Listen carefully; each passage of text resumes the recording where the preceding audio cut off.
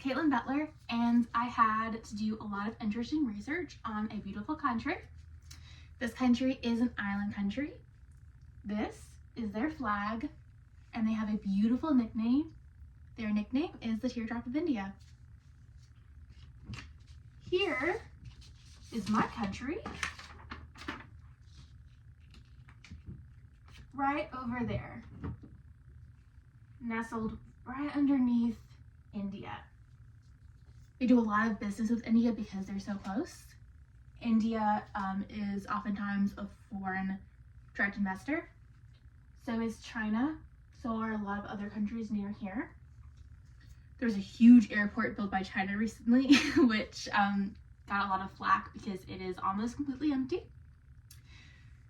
Earlier this year, January 24th, Sri Lanka passed a bill called the Online Safety Bill. This bill supposedly was to prevent online bullying, was to create a safer, nicer place on the internet. The Online Safety Bill is a bill that was passed, which has created a lot of flack for the politicians who passed it, because this bill inherently inhibits free speech. People are saying that this is going to be used for political methods instead of the anti-bullying campaign that it was supposed to be used for, mostly because there's been a really bad recession recently. This recession has created a lot of social media buzz, and they think that politicians want to put a stop to it because of how terrible it's gotten. But of course, whenever you inhibit free speech, you're also preventing innovation, and that inhibits entrepreneurship. And so that kind of brings us to chapter 3, where it talks about how you need that in order to have a country with high GDP, because high GDP comes from entrepreneurship and entrepreneurs. Unfortunately, Sri Lanka really needs that because they're kind of middle of the row in GDP and GDP per capita on the PPP scale. And they really can't afford to do that right now, especially with the recession going on. Besides Sri Lanka, I was also asked to follow a boat this semester. My boat is the Ever Ace. The Ever Ace is a boat that was built in Panama. It's a Panamanian boat. Just super exciting because of the canal. I visited Panama this summer. Big flex, I know.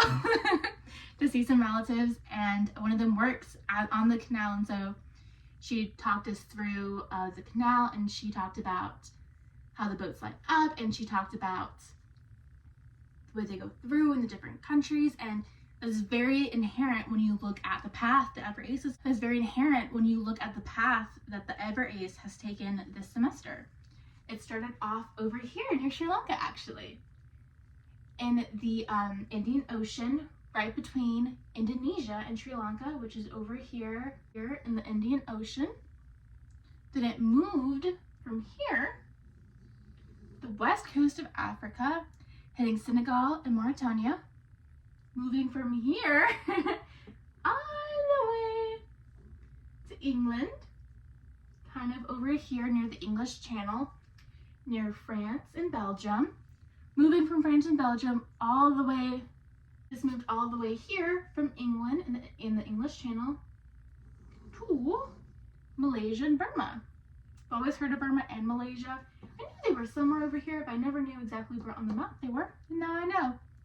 Ending finally in Vietnam and the Philippines. The other thing I was asked to track this semester was changes in currency. The Sri Lankan rupee experienced a lot of changes this semester. If we're following a $500 USD car payment, translated from 159,655 Sri Lankan rupees, we start over here at $500. This was what we were initially asked to track and to see how far it went along. My second posting bumped up to $507.44, bumping up again the next posting, $515.46, bumping up again. There's definitely a pattern here, to $525.75, bumping up again to $528.74. Currently today, it's at $539.73. This is definitely in line with what we've seen of the Sri Lankan recession. where you cannot buy the same quantity of goods as you could 2 months ago.